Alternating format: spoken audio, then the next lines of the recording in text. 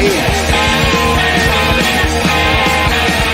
a shade green, the only gun I need is the ace of spades. The ace of spades.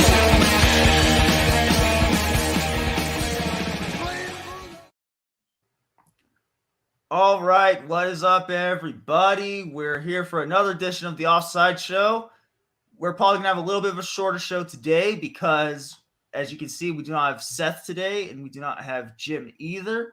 But yeah, we're gonna get into it. Pistons Talk, how's it going? Good. How's it going with you, man? It's going. So yeah. Oh, that's funny. A big baby Zubas. So welcome to the chat. Thank you for tuning in. We really do appreciate it. And I have the sudden urge to get into a bar fight. Yeah, that's. I guess that's what Motorhead will do for you.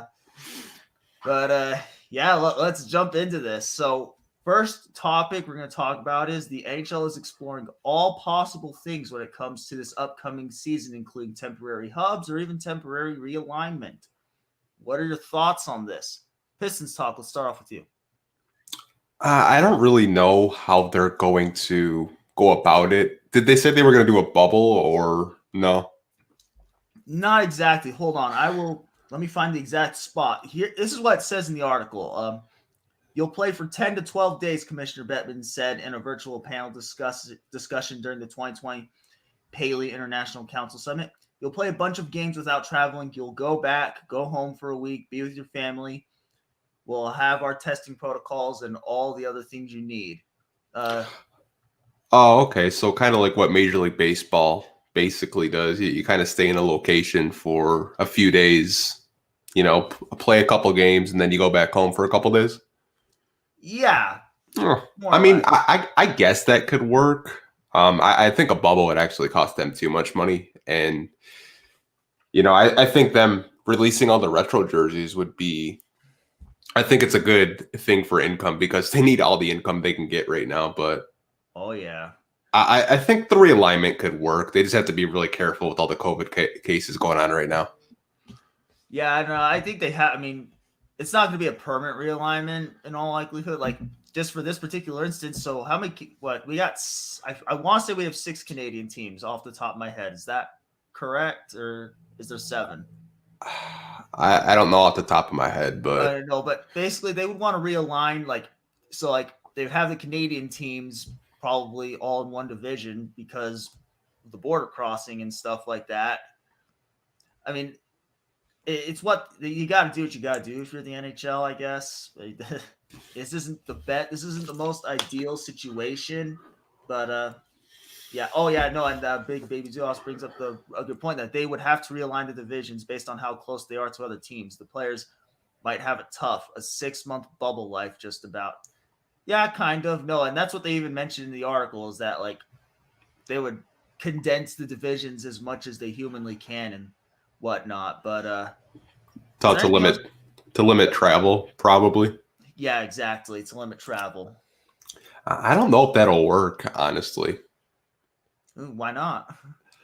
Well, hockey's a contact sport, So you're gonna beat each other's spaces, and just because the players get all tested and stuff like that, what's going to stop them from going out? Yeah, dude, we need to have something. I mean, we already saw what happened in the MLB. Didn't we have we had near breakouts on multiple occasions. Hell, we did have breakouts within teams on multiple occasions. Was it just the Marlins, or what? Does there? I think the Marlins, and there's another thing. The Marlins was the biggest one because they went out to the casino and 14 of them got it, which was a quarter of their roster. That's what I'm saying. Like, our players are just going to go in their hotel or wherever they're staying at after the game. Like, I honestly don't trust it. I think someone on the team would probably go out and, one person gets it, it's pretty much screwed for everyone else, Well, not necessarily. They could, the MLB kind of made it they salvaged every little near disaster that they had. So, I mean, it's not, you're right. The players need to have a little bit of discipline here. Do what you got to do. Don't do anything too unnecessary. Just stay at home, spend time with your family, play a video game, watch a film. I don't know, just find something. Yeah, I do hear what you're saying about there needs to be the players need to have a little bit of discipline. That's the biggest tricky part for sure. Is there anything else you want to add on this topic? No, I mean, I hope hockey does come back. I'm still doubtful about January 1st, but we'll see what happens. Yeah, for sure. All right, so yeah, babies, big babies, stay home. Agreed. Just stay home and find something to do. You're all millionaires, I assume. So find something to do at home. Get something to do at home. All right. This next question is Zadina and Seider are tearing it up in their respective leagues. How does this make you feel? Yeah, how does it make you feel, Pistons Talk, to see that Zadina and Seider are tearing it up in their leagues that they belong to? I don't know if you follow Filip Zadina on Twitter, but man, he is a must follow. He's literally posting his stats on his Twitter account. Like, how is this man not verified? But it's good to see him just tear it up in the Czech league. And not really surprised Mo Seider. I think he just had a goal again today over in the SHL. I'm just happy to see that the prospects are just tearing it up in the leagues that they're in. I don't know about you, but cannot wait to see both of them on the Detroit Red Wings roster full time. For sure. Shout out to Detroit Drew. What's up, Detroit Drew? Go if you're into basketball. Make sure. I believe Drew. Let me know in the chat if the show's on your channel tonight. I want to say it is. It is. But, oh yeah. So show basketball. If you're into Pistons talk, make sure you go check out Detroit Drew at 7:00 Eastern Standard Time. But honestly, I'm sorry. I'm gonna have a disappointing answer. I'm not. I don't want to look too much into this stuff. Like, I'd rather hear that they're doing good than that they're doing bad. That's for sure. So let's be clear right there. But is it an indication of things to come? I don't know. We just have to we have to see what happens. Like, I don't like to take how they're doing elsewhere overly literal. Like I said, I'd much rather hear that they're doing good than that they're doing bad. But I honestly don't view it as that big of a deal. But I was going to say one other thing, but oh no, I mean, I guess it's good. I think it is like Seider's playing in the Swedish league, so that's good. No, like he's doing I feel like I read that the disparity between the Swedish league that Seider's in and the NHL isn't like the biggest disparity. Like, there's obviously a disparity, but like it's as close to the NHL as you would like it to be. Yeah, so that's good. Yeah, the SHL is probably one of the top tier leagues over in Europe, and a lot of prospects on the Detroit Red Wings play in the SHL. Okay, well, I mean, no, that would be. No, like I said, I'd rather hear that they're doing good than that they're doing bad. But I don't want to take it overly literal. Yeah, I know. I mean, it's hard to get excited when it's not like actually NHL time. It's over in Europe, but it's good to see they're doing good.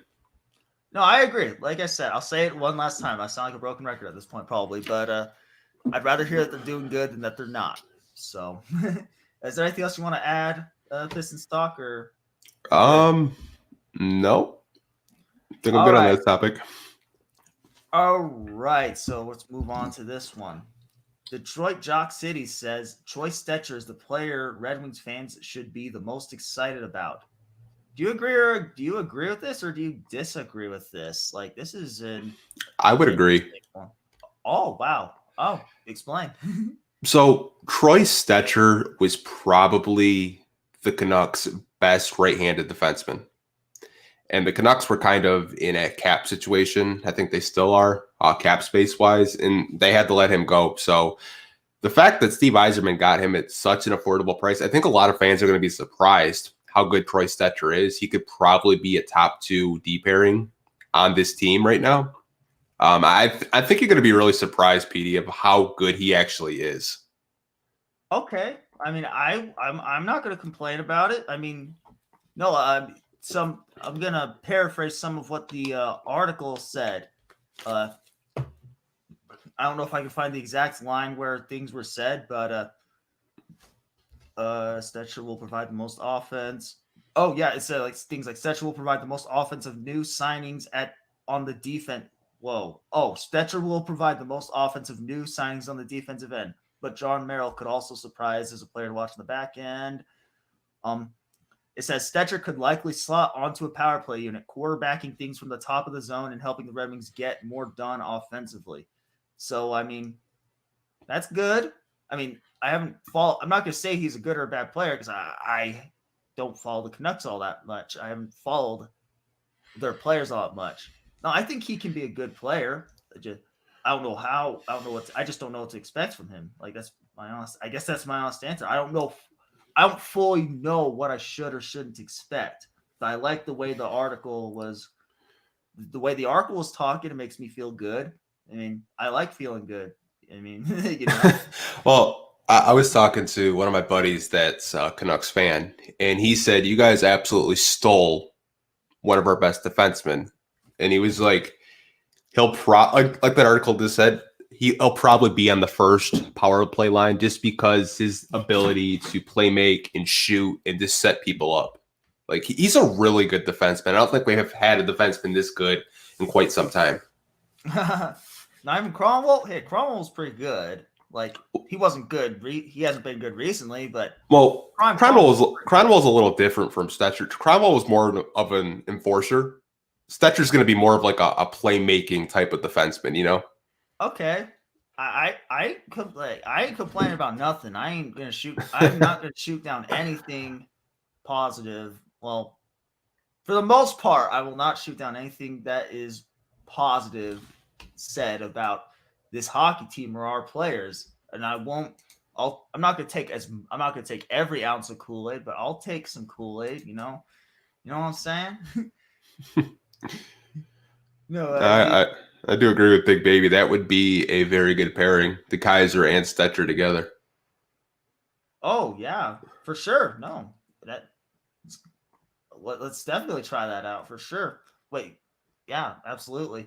No, but is there anything else you want to add on Troy Stetcher or? No, I'm good, but I'm happy we got him for such a cheap deal for 2 more years. So that's a good thing. I mean, yeah, Red Wings did a good job of doing that. Actually, getting not bad players, but like they got good value. I feel like they got good value out of the contracts that they gave out. Yeah, I'm sorry, you were gonna say something? Oh, we still got a lot of cap space too. We got $9 million in cap space, so I don't think we're done yet. Well, we'll definitely see. All right, so we're gonna talk about one of our Red Wings draft picks. Give us your thoughts on Red Wings draft pick Theodor Niederbach. I guess I'll go first since I've made you go first every single time. Good play. I feel like this is a common theme. I don't know. I have to go double check, but I feel like a common theme from Yzerman's draft picks is high hockey IQ. I feel like that's just a common theme. Like he likes the hockey. I feel like he doesn't necessarily dislike physically gifted players, but he likes the smarter players over the talented players, I guess. But he's a good playmaker. Not that Niederbach's not a talented player, but he's a pass first player, but he's got a good, not necessarily great shot. During the 2019-2020 season, playing for Frölunda. Oh my gosh, that's a tongue twister. He played 40 games, 15 goals, 33 assists, and 48 points in that league. I want to say that was a Swedish team, is what I want to say. Pistons Talk, is that right? I don't want to sound totally stupid right now, but is that right? I don't want to say. I can look it up what league he was actually in. I want to say it was the Swedish league. I know he was injured a lot too. He had a whole year that he was injured. So. Oh yeah, no, it was the year prior. I think was the year that he was like the year prior to 2019, 2020. He was injured. I guess so. That might be a little bit of a concern is durability, but if he stays healthy, he can be a good player in this league. So yeah. Do you have anything you want to add on Niederbach really fast? I think he's actually going to be a winger for the Red Wings. I know he did play a little bit of center, but I think either left wing or right wing will be his natural position. I like you said, he's a really good playmaker. He's kind of a playmaker to a fault. Like if a coach tells him to shoot it, he'll probably pass it, which is it's kind of infuriating, but you can't really blame the guy. I mean, he's only like 5'11", 170 pounds, so he's not too undersized, but I think he was actually a steal. A lot of people were saying he could be in like early second, late first round pick. And I know a lot of Maple Leafs fans wanted him. And the fact that the Red Wings got him makes me think, screw Maple Leafs fans. We got someone that they wanted. Yeah, for sure. No, I think he could be a good player, but I agree. Like the playmaker, like if you got an open shot, you got to shoot it. Like certain shots just need to be shot, and certain passes need to be made when the time is right. Just I don't know. Don't be afraid to shoot the puck, and don't be afraid to pass. Play to your strength. Just play to your strengths, though. Like don't. Yeah, just play to what you're good at. But honestly, for him being undersized, he doesn't really play all that undersized. I don't think. I don't know if you would disagree with that, but no, I mean he's pretty good. And the league that he did play in the J20 Nationals, 19 games played, 13 goals, 22 assists, so 35 points. So he's pretty damn good. He's productive. Yeah, I like productive players. So yeah, no, I think he can be good. I don't know what his ceiling is, but like I see him as a key piece for us. Absolutely. But do you have anything else you want to add on Theodor Niederbach? No, I'm just happy that we snagged him. All right. I can't wait to see what he does for us whenever that time comes. No, but if he had to play season opener, what line would he be on? Which guy are you talking about? Are you talking about Stetcher or are you talking about Niederbach? Probably Niederbach. He probably would be on the fourth line, honestly, is what I would think. But what do you think, Pistons Talk? I would probably say third or fourth line personally, just because he would be kind of a catalyst out there. He'd kind of be like quarterbacking people, setting them up. Yeah, no, oh yeah, he was talking about Niederbach. So yeah, I kind of agree. Like I mean, Eisman doesn't like to rush people into these things, so he's not so far. He's not been someone to just throw people into the fire. He puts them in when they're ready and not really before. So yeah, he's probably a few years out, to be honest with you. Maybe 2 to 3 years, you'll probably see him in Grand Rapids, but I wouldn't expect him anytime soon. He's still really young. Yeah, for sure.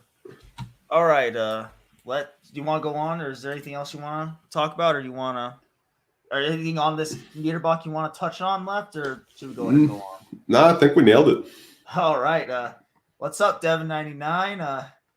I've seen you in many, many chats. I don't know if I've seen you in the Offside Show chat before, but yeah, thanks for coming in, Devin. I don't think so. Appreciate it.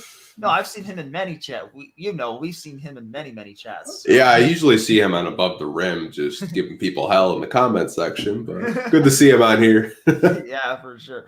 All right. Now we're going to talk about another player. Give us your thoughts on Red Wings player Bobby Ryan. If you do not know, we picked him up in the offseason.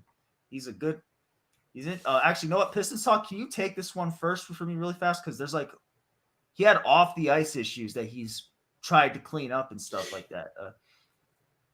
Yeah, he was dealing with, I want to say, just drugs in general. I don't know what exact drugs he was taking, but he's clean and sober. I think a big thing for him is he had a conversation with Dylan Larkin, and he said that, do you guys want to win? And Larkin's like, yeah, of course we want to win. And that was a big reason why he did come to Detroit.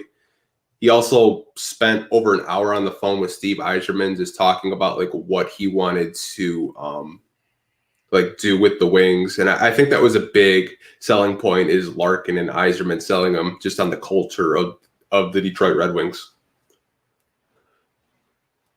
Oh yeah, for sure, for sure. So Bobby Ryan, so he is a Masterton Trophy winner. For those that don't know, it is award to the for qualities of perseverance and sportsmanship. So he's got that under his belt. He's a multi-time 30-goal scorer.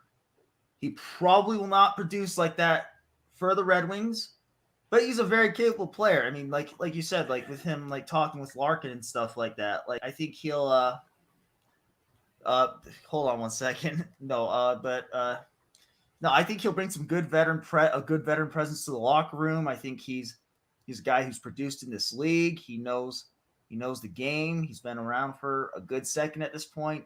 Now, I think this is a good.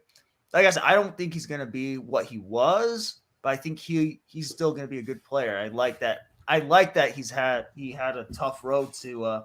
Honestly, I don't know if anyone people view that as a deterrent that he had these off the ice issues, but I kind of like that he had the off the ice. I like it in this particular situation. Like he's had some highs and he's had some lows, and he'll be able to help help the team go through the highs and the lows.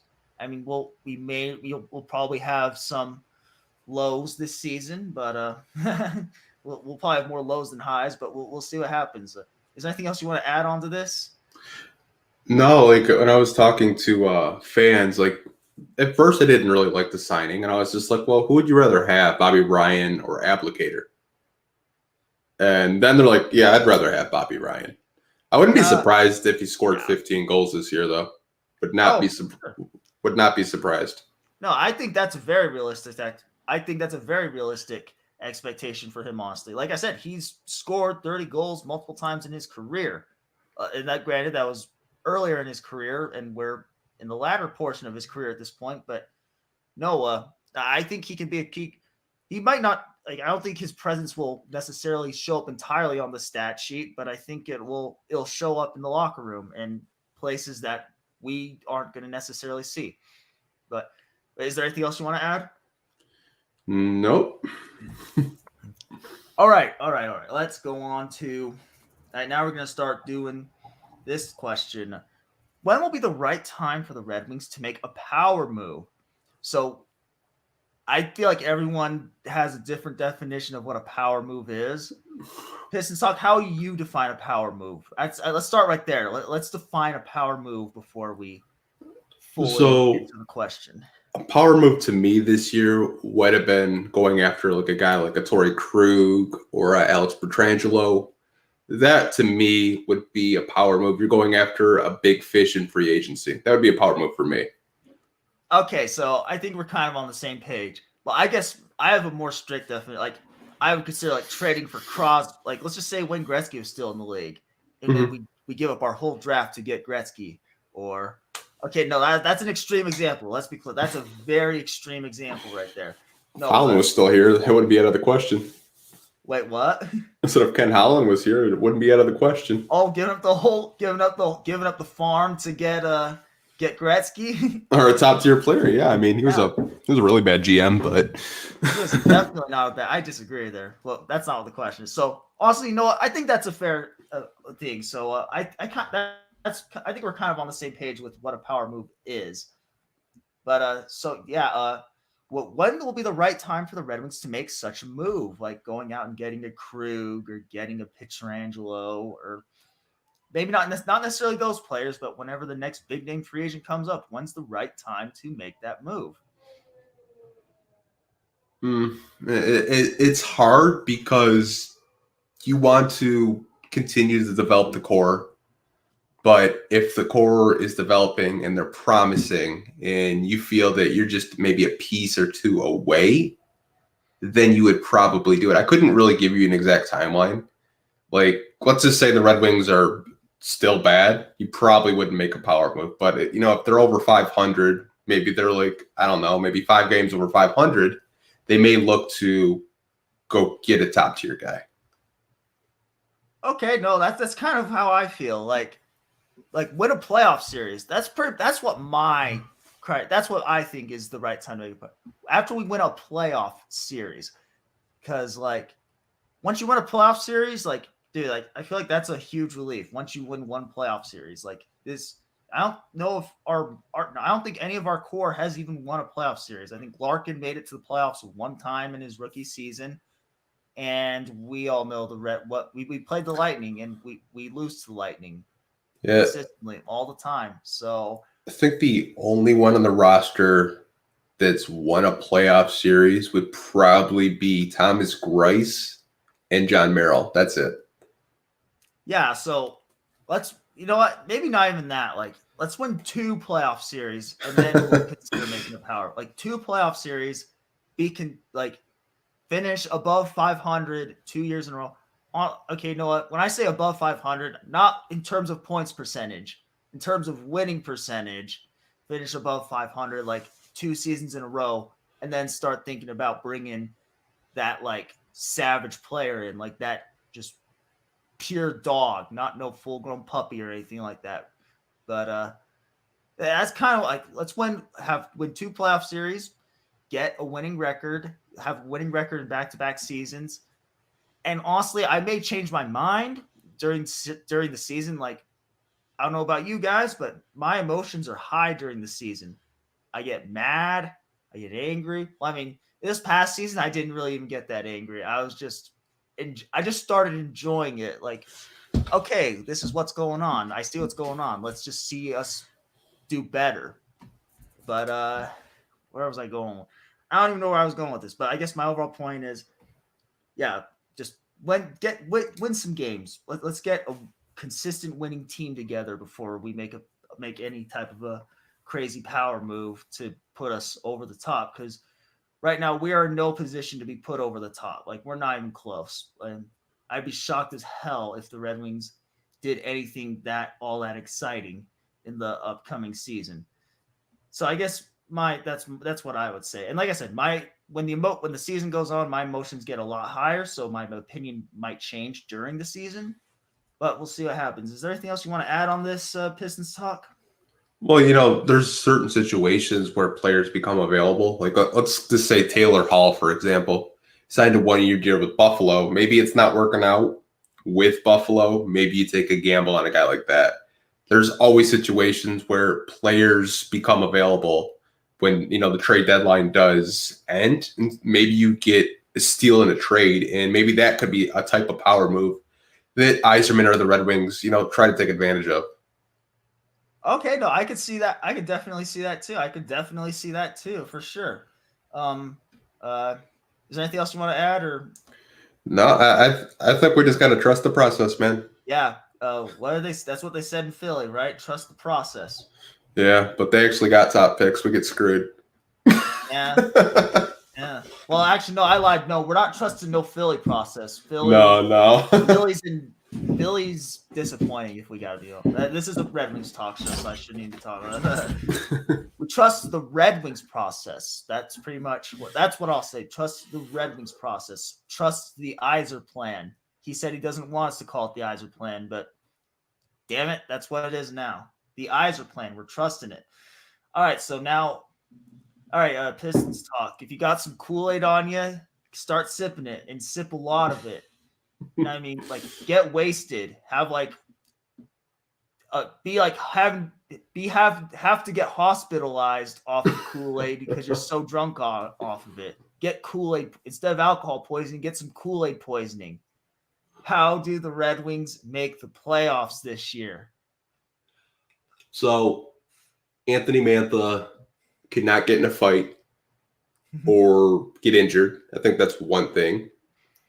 Dylan Larkin has to have a season like he had in 2018-19. And your whole D-core has to stay healthy the whole year. I think that's the only way they make the playoffs. And that's a lot of what ifs and, in a certain scenario with the playoffs. But I don't know, man. I said I think they can win maybe 30 games this year if everyone is healthy. But I don't know, man. Like, I wouldn't be surprised if they were, maybe a wild card team. Yeah, that's your plan. So Mantha don't get in fight. Decor stay healthy. Yeah, Larkin ball the F out. Basically, yeah. So, yeah, that's kind of where I'm at. Well, hey, I will say this: we got rid of, we got rid of a decent amount. Would you agree or disagree that we got rid of a pretty decent amount of I'm sorry, players. I hope you're not listening. If you are, it is what it is. we got rid of a decent amount of trash. Would you agree or disagree with that? I wouldn't call them so much trash. I would say that they were grossly overpaid by Ken Holland.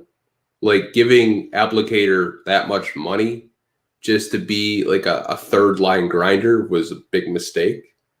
Same with Erickson. Howard just got old. I mean, I love Jimmy Howard, man. Like it was really sad to see him just, fall off a cliff. Like, yeah. I mean, I feel bad that he never really had like the chance to win a cup with the Wings or anything like that. But it is what it is. I guess at the end of the day. Yeah, no, I agree. Like, you're right. Trash maybe isn't the right word, but like we have turned over how about this? We turned over a pretty decent amount of players. Would you agree or disagree with? How about that statement? Like I gotta agree with Big Baby Zubas again. I mean, like we got rid of Ken Holland's bad judgment. Like some of those contracts, I mean, you could look back and do some research. I mean, those guys were making the type of money that top tier players make. And they weren't top tier players. They were like maybe third, fourth liners at best on a championship level team. Oh yeah, no, for sure. So no, we got rid of some bad contracts and we've had some solid turn. We've had some. Wait, so you agree? So I interpret that as you agree. We've turned over a pretty decent chunk of the roster at this point in a short amount of time. Yeah, I mean, it's just refreshing to have a general manager to turn it around so quickly. I didn't think he could, get off of those contracts, but he's just like saying, "Screw it, I'm just gonna waive them." Like honestly, yeah. No, it's even shocking. Even with all those bad contracts, we were still in a good cap situation, all things considered, even with everything that happened. No, but as far as how the Red Wings, so that's I brought that up because that's my first point as to how the Red Wings made the playoffs. We turned over a pretty decent chunk of the roster. Like, is it enough to make the playoffs? I don't know. No, but we brought in Stetcher, we brought in Grice, who I don't know how Grice is going to do. Like the team that honestly, like the team that Bernier will be playing in front of this year will be much better. Maybe not much. It'll definitely be better than the garbage that he was dealing with a season ago. Instead of him, like whenever we were on 5-on-5, and honestly looked like we were 4-on-5 because that was just how the season was going. I don't know what was going on, but that's just kind of how it looked. I think we'll see it. It'll look more like it's an actual 5-on-5 hockey game this year instead of looking like we're shorthanded all game long. But so that's the first step to make the plot. Like these new signings need to come in and have an impact. That's the first part. It doesn't necessarily have to be the hugest impact. No, I said this before. Like not every player on a Stanley Cup winning team is a superstar. Like, would you consider Chris Draper a superstar? No, he played his role in the line he was on. They really fit together. Like that was just a grinded out line. And I think that's No, I'm sorry, I was interrupting. No, I was just saying that's exactly my point. So like these players that we brought in, even if they're not necessarily superstars, they serve a purpose. They will play a role on the team, and they'll know what they're doing. Like they'll do their job.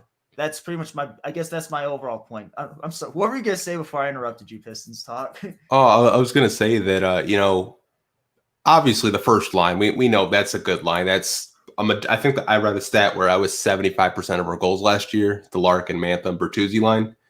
But I mean, you went after Bobby Ryan, you re-signed Sam Gagner, you still have Valtteri Filppula, you got Nemestikov, so you could probably have two solid lines, and that's going to be refreshing to the Red Wings fans because you're not going to be like when that first line goes off, you're going to be like, oh well, there goes the lead. I think we're going to have a lot of close games this year, and it's going to be something that we haven't had probably since the 2008 season where we were actually winning games. Yeah, no, I think we'll have close. I think the score margins won't be as bad. Like that's definitely for sure. And let's like, in all honesty, even in the 2018-19 season, the Red Wings actually had a surprising amount of 1-goal games that year. Yeah.